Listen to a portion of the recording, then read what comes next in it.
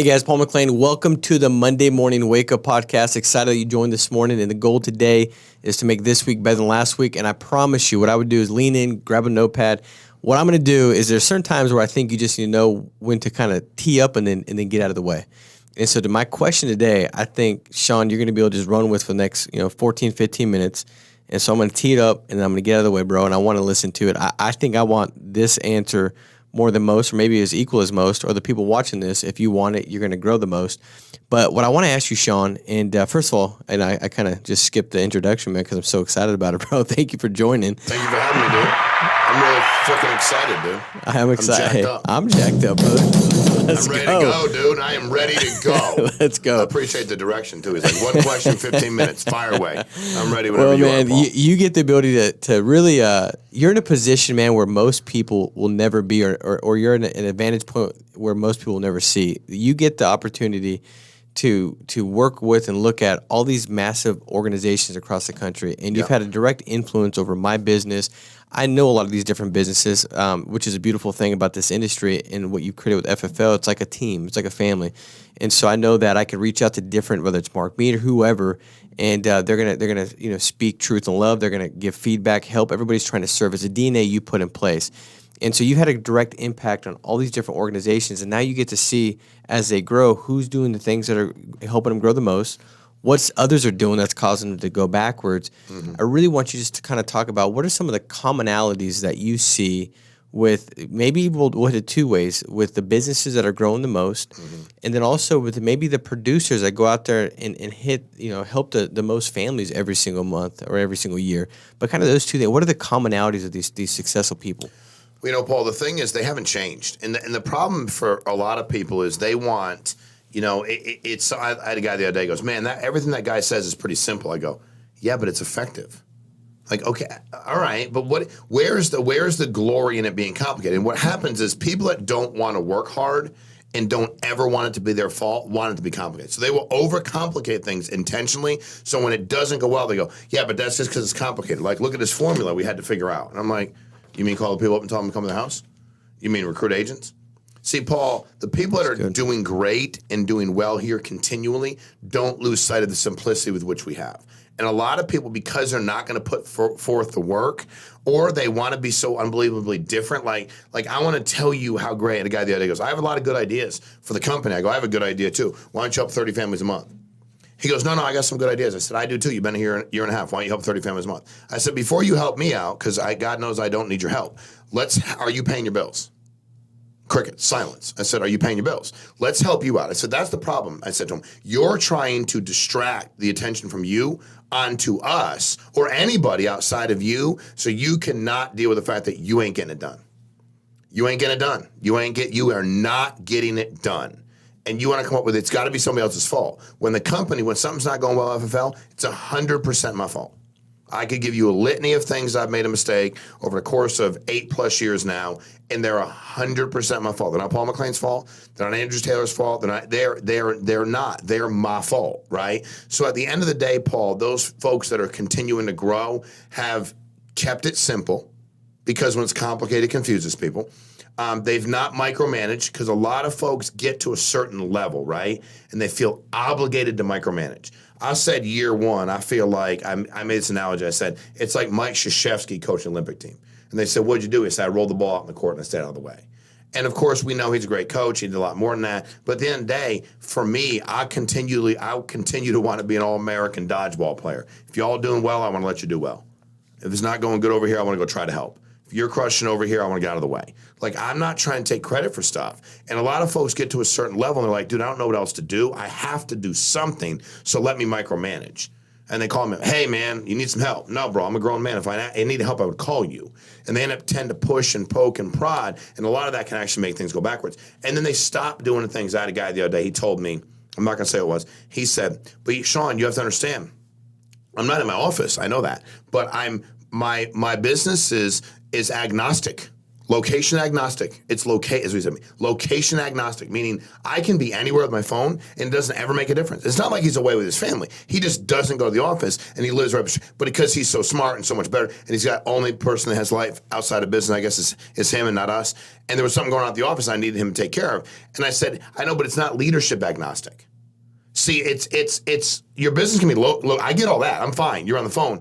But the people that are coming to the office to find out what's going on, to be led, to see if you're working, to be challenged, to have problems solved, they're in the office. They're not coming to your house. That would be weird. So at the end of the day, what we have to do is the people that are starting to do well, they kept doing those things.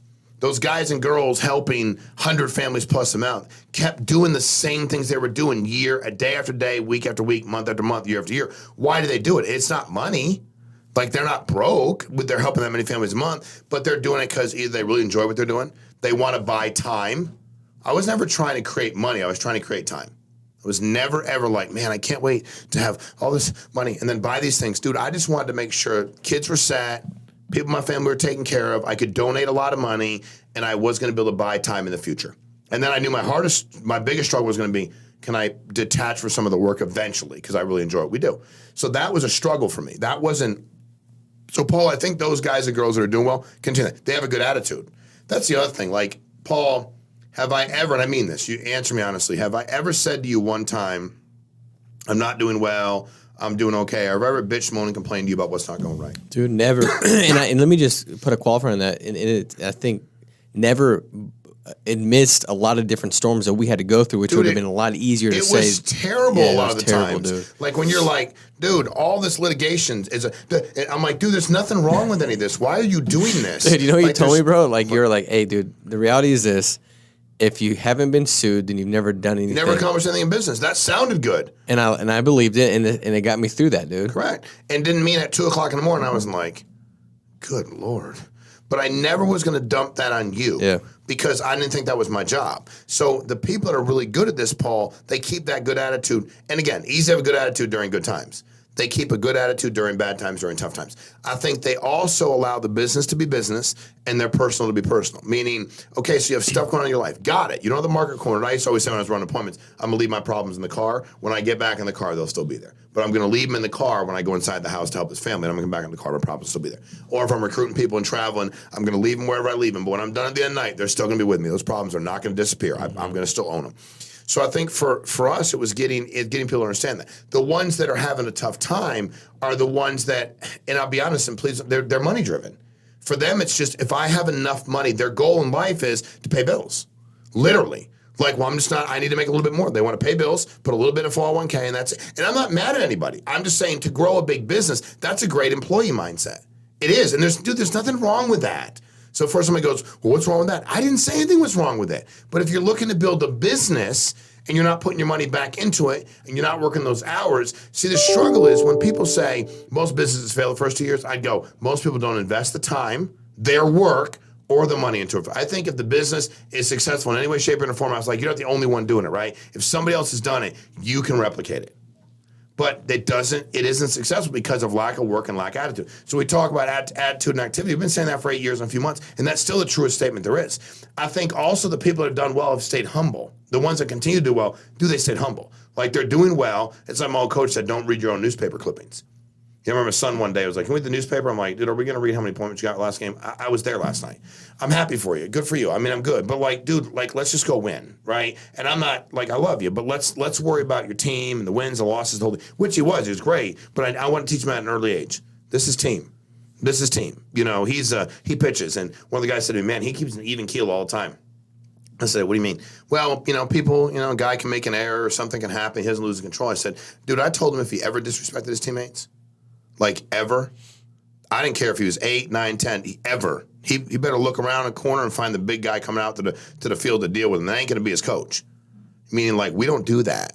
If my pitcher did that when I was at third base, if you made a groan because I didn't make a play, I'll punch you in the face. I would never do it to you. I'd never throw my hands up and disrespect you and be like, I don't think you did it on purpose. You know what I mean? So at the end of the day, Paul, I think they've stayed humble amidst success. And I think that's a struggle for a lot of folks because they start thinking, well, I want to do less. Like, I've earned it, right? I've been here 4, 5, 6 years. But at the end of the day, I think they've continued to have that. And again, I don't say stupid because they're not stupid. It's humble and hungry and attitude and activity. Dude, those are the keys to success in a business that's as simple as this. This is a very, very simple business. And if you're looking for complicated, seriously, I'm not trying to be funny. If you're like, dude, I want something really complicated. Dude, this isn't the business. It's not. It will be monotonous. It will be very rewarding if you do it right, but it's going to be monotonous. But you're going to help a lot of families. Each family's different. You're going to help a lot of agents. Each agent's different. I love that part about it. I love people. I love learning about them. I love seeing their stories. I love seeing them have success. I love watching them go through their trials and tribulations. I love all those things. But at the end of the day, Paul, that's what's happened, and they've never – so, like – the funny thing is, the best recruiter that you'll have would be you, just like me. So I never stopped recruiting. And a lot of the men and women, they got some staff, and they're like, okay, good, I'm good now. So this is the way businesses are run. I'm definitely hands off. They're going to handle everything. And I'm like, dude, but you're the best recruiter you have. You're the one that's had success. You're the one that runs the agency. A lot of the folks are going to know you. You have a lot of credibility. You know how to discuss the business really well. And a lot of us take a step back and go, well, the staff will handle it. And then it's like, and then they don't have the staff in, meaning if we grow, it's because y'all are awesome. But if we don't grow, it's also because we all suck. We all together suck. Like, so it's not like you suck. And that's how we did the bonuses. Everything was together. So nobody's pulling against each other. It wasn't like the person in contract was pulling against the recruiter who was pulling against the admin. That wasn't like that. The lead department wanted to see the growth as much as the contract, as much as the sales department, because they were all in it together. And I think that, last thing, Paul, is the again, I see a lot of, and I could give you a lot of names of people because I don't want to leave people out, but there's so many.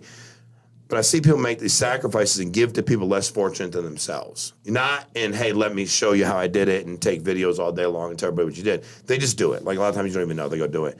Those people, that whole idea, those seeds they plant, you can't outgive God. I just tell you that works. I think Andrew early on, I was like, Andrew, you give away a lot of money? He was like, no, I just never. I never had any, and B never really thought about it. I'm like, you start thinking about it, dude, because I promise you, if you don't, you may not make this money as long as you think. I love you, bro, but if that's the way, there's got to be, if there's a reason, if you're looking for a reason to do it, pick that reason. Because I'm telling you, man, why would you continue to receive these blessings if it's going to be just, I want to keep it all to myself? And for me, I wanted to share as much as I could with everybody, not just people we worked with, people outside the business, people that were less fortunate. I always wanted to do that. So I think those are things they do and allows them to have a lot of success, and it's why their businesses keep exploding. I love it, dude. What do you think the biggest thing messes people up or takes them away from growth if they had it? So if somebody had been growing and then all of a sudden it plateaus, whether that's a personal producer, somebody building a business, what do you think are some of the common things you've seen that cause that to happen? Dude, it's complacency. I mean, Paul, when 3 years ago when I started working out every day, I was really excited. And I love it now, don't get me wrong. But there are days I don't want to do it, but I do it. There's days I don't want to do it. I don't want to, but I do it because I know I just know. So I think, Paul, it's this complacency sets in. And that I think a lot of those people, with all due respect, are driven by the dollar. So they're looking at the dollar bills, nothing else. They're like, okay, I have enough money right now. I got 20 grand in the bank. I'm paying my bills. You know what? Okay, I'm gonna chill. And the problem in advanced business is we know 30% is going to fall over the course of 13 months. That's already a struggle when you don't work hard. And I think, Paul, and again, I'm not like their dream isn't big. I don't even know what that means, to be honest with you. But what I know is if you're doing it just to pay your bills, there's nothing wrong with that, but it's going to be really hard to build something massive. But if you're doing it to see how many people you can help pay their bills, and if you're doing it to see how many clients you can get life insurance for, and if you're doing it so one day when you leave this earth, whenever that happens to be, that your legacy will be a lot of people will go, man, that guy or girl really helped me out. And some kid's going to go, man, that really helped my dad or my mom out. If that's what you're looking to do and you don't mind work, and you don't mind putting in some years to go do something, and then you're buying time so the rest of your life, you have your time. You can pick and choose the things you want to do with your time. Man, if you're looking to do that, then it's going to be really hard to compete with you. It really is. If you're looking to make a difference and leave a legacy, I think that will keep your work ethic. That'll keep you moving. Well, dude, thank you so much, man. And I want to appreciate you for, as you've grown the largest IMO in the nation. I mean, the second person in our space, like how much smaller are they than us, you think? Well, even if we missed our goal this year, we'd issue 800 plus million. And we're at least probably 15 times the size of anybody else, at least. Like literally from an issue paid premium standpoint, on the life side, at least 15 times bigger. Well, dude, the one thing that I think has probably led us to that. And the one thing I value and appreciate the most in you is that as that success has come, dude, you've never stopped being who you are and what's right. Like you've never had complacency creep in. You've never developed this ego or pride, and I think that's a very difficult thing to do. I know it is. I think it's one of the hardest things you could ever do in life is attain a level of success, do something significant or great, and not fall or succumb yourself to the attack of developing an ego or having that pride that comes in. And you've not done it, dude. And I think that's why the company hasn't, really cannibalized itself from the inside out, because the leadership of the company is duplicated what you've instilled, which is like humble and hungry attitude, activity. And without it, man, we would just had a short-lived success, or it would have been just very much singular. It wouldn't have been, as deep and wide, and it wouldn't have multiplied to all the families across the country that are watching. There's a lot of people on this podcast right now that have created something that maybe they didn't think they were ever going to create for their family because of the fact that you've been so steadfast in having the right characters and the right values, and you've not lost that amidst the success that's come. So thank you, dude. I met a guy 10 years ago, and I said, the company you used to work for, they were huge. What happened? How did y'all fall? How'd you fall apart? How'd you go under? And he said, lack of credit. And I immediately thought money, borrowing money, inventory. And I was like, we really want that kind of business. And I said, what do you mean by that? He goes, credit. We had the guys and girls at the top. Everybody wanted all the credit. And then ego got in the way, and the business fell apart. So he said, Shawn, if you can be excited about running this and then never want any of the credit, you have 100% of it to give away. And then when people start getting, and they get big, then go, hey, give that back to the kitty. We need 100% of the kitty to be able to give away, right? Like in the pot, right? So we just call it playing cards in the pot. So now we always have 100% to give away, because there'll be newer people like really want the credit. And then for a little bit, they're like, dude, I really wasn't doing it for the credit. Cool, I get it. I got it early on and needed it. And I think I want none of the credit. I think a lot of the guys and girls that lead the company are the same way. Yeah, I agree, man. Well, thank you so much, guys. Go out there and make it a massive week. Make sure to like, subscribe, comment below. We have free leads that we give out every single week. What is it? Casey, is it four $250 leads that get four $250 leads. So if you comment below, your name gets drawn. And I've had a lot of people come up like, man, that really kind of helped me get to the next level that week. So make sure to do that. Share this. And let's go out there and make it a massive week. Be strong, stay steadfast, and we'll talk to you soon. Take care. Bye-bye.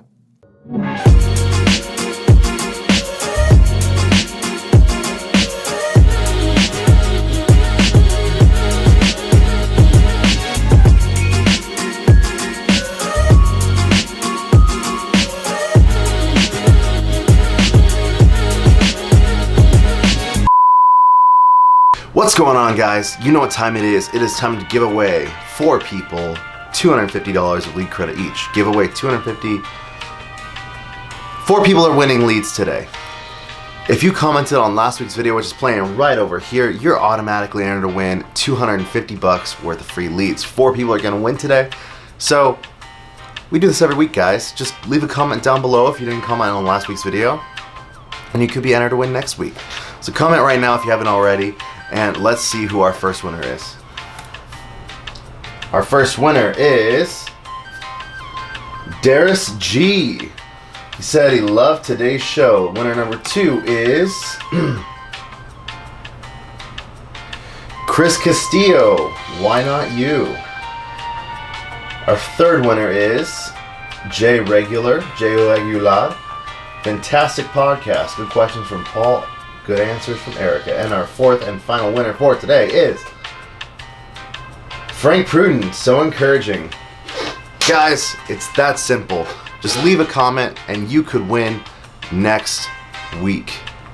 So, leave a comment. Congratulations to the winners.